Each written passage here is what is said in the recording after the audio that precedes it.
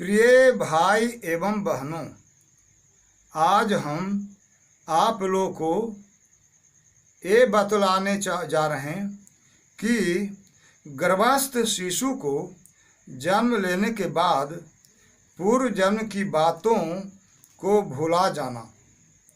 यानी गर्भस्थ शिशु जब जन्म लेता है तो पूर्व जन्म की सारी बातें भूल जाता है। जब बालक 9 वर्ष का होता है तब उसे जन्म जन्मांतर की बातें याद आ जाती हैं।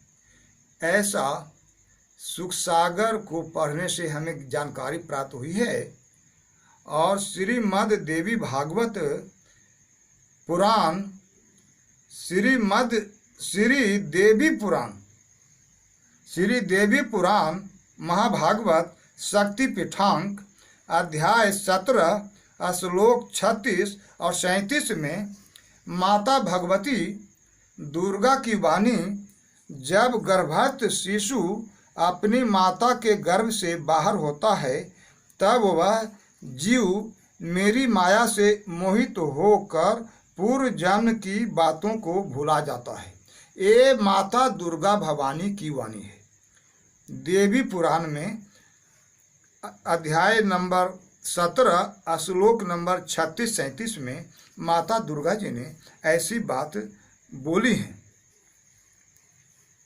दुर्गा अपनी माया शक्ति से गर्भ से बाहर आने वाले शिशुओं की यादगारी शक्ति नष्ट कर देती हैं। यानी एक ऐसी माया है दुर्गा जी की इस जगत में जो गर्भ से बाहर आने वाले बालकों को प्रभावित कर देती है और प्रभावित करके उसको शुद्ध बुद्ध को नष्ट कर देती है, पूर्व की बातों को भुला देती है, जिससे गर्भ से बाहर आने वाला शिशु शुद्ध बुद्ध खो जाता है और एक मांस के पिंड के समान मात्र शेष रह जाता है। वह अबोध हो जाता है, इतना बोध हो जाता है जैसे लगता है उसको कोई ज्ञान नहीं है। इस तरह से वह नादान अज्ञानी बन जाता है। इसलिए वह अज्ञानी और अबोध बन जाए, चेतना शक्ति नहीं रहे, ताकि जीव सांसारिकता में भुलाकर उन कर्मों को करता रहे जिससे जीव सांसारिक उलझनों में फंसकर या भुलाकर नहीं करने योग्य कर्मों को करता है। यानी जब जीव इस संसार में जन्म लेकर के आता है तो दुर्गा की माया शक्ति से पूर्व जन्म की सारी बातों को भुला जाता है, वह शुद्ध बुद्ध खो बैठता है, वह बिल्कुल नादान और अबोध बन जाता है और सांसारिकता में जैसे जैसे उसको सांसारिक रूप में ज्ञान बढ़ते जाता है वैसे वैसे सांसारिकता में उलझते जाता है, सांसारिक उलझनों में सांसारिक माया चक्र में फंसते चला जाता है और वह उन कर्मों को करने लग जाता है जो नहीं करना चाहिए।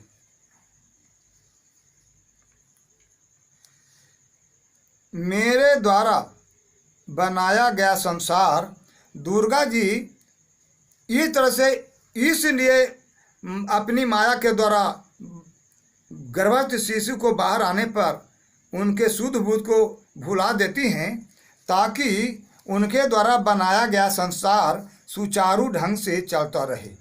अगर जीव को माया शक्ति से अबोध नहीं बनाया जाए तब जीव उन कर्मों को करने लगेंगे जिससे जीव आवागमन से मुक्ति पालेंगे।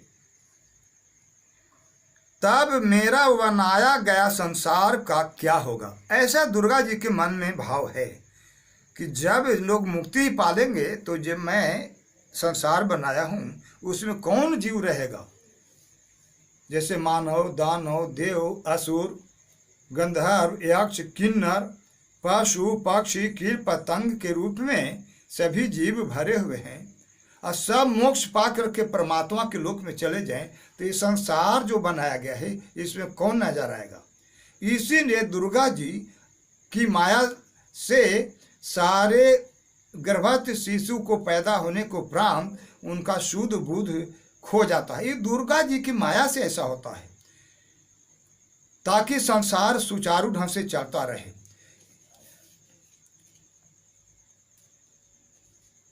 और यह मायावी संसार का खात्मा हो जाए, नहीं हो जाए, इस मायावी संसार का खात्मा नहीं हो जाए, अर्थात मायावी संसार की क्रिया में परिवर्तन न हो जाए, क्रिया स्थिर न हो जाए, यानी यह संसार मायावी संसार क्रियावान रहे, संसार चलता रहे।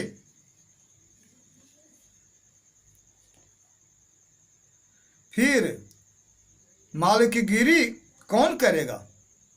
जब किस पर करेंगे दुर्गा जी मालिकगिरी? मालकिनी का काम कैसे करेंगे जब कोई मुक्त को रहेगा ही नहीं, सब कोई मुक्त होकर चला ही जाएगा। तो इस तरह से उनके मन में भाव है जिसके द्वारा माया के द्वारा सबको अबोध कर देती हैं। किस पर मैं राज करूंगी, उनके मन में ऐसा भाव है। जेल बनाया जाए और जेल में कोई नहीं हो तो जेल किस लिए बना?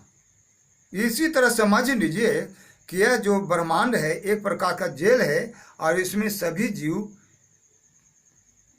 मानव, दानव, असुर, देव, पशु, पक्षी, कीट, पतंग, पेड़ पौधा, झाड़ी इत्यादि के रूप में फंसे हुए हैं। यहाँ हर इंसान परेशान है, सांसारिक माया में फंस करके सबके सब दुखी हैं। इसीलिए जब जेल हम बनाए उसमें कैदी नहीं हो तो फिर जेल किस काम की? इसीलिए कैदी होना अनिवार्य है। इससे भी सिद्ध होता है कि कर्म करने में स्वतंत्र नहीं है, जैसा कि इसके बारे में गीता भी साक्ष्य है। श्रीमद् भगवद गीता अध्याय 3 श्लोक 5 में भगवान कृष्ण ने बताया है कि सारा मानव समुदाय प्रकृति जनित गुणों द्वारा परवश हुआ कर्म करने के लिए बाध्य किया जाता है।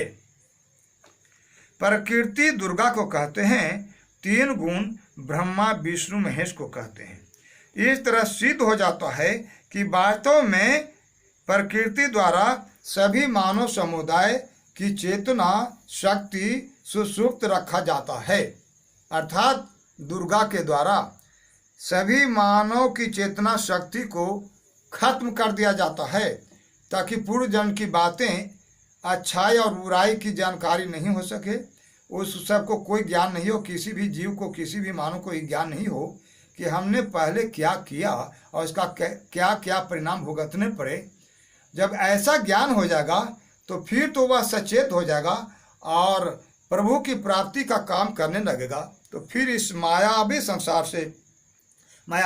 के उलझनों से मुक्त हो जाएगा, यानी आवागमन से रहित हो जाएगा। फिर तो वह परमात्मा के लोक में नजर आएगा।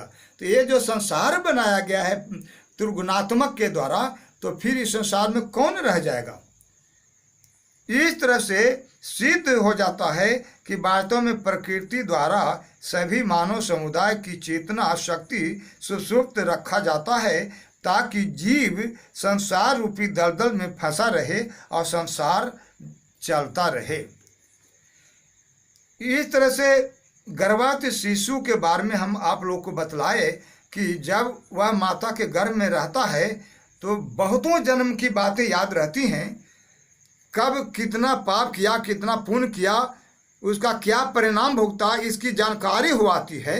और जैसे वह माता के गर्भ से बाहर होता है कि सारी विद्याएं आलोप हो जाती हैं, सारा ज्ञान विज्ञान नष्ट हो जाता है, पूर्व जन्म की सारी यादें भूल जाती हैं और अबोध होकर के संसार में रह जाता है।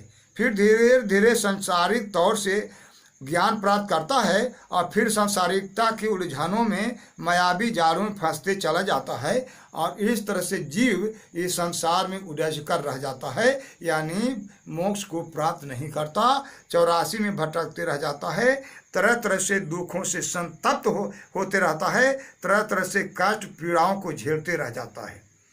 इसकी जानकारी हेतु हमारे चैनल राधे श्याम 2 को आप लोग सब्सक्राइब करें और जानकारी प्राप्त करें।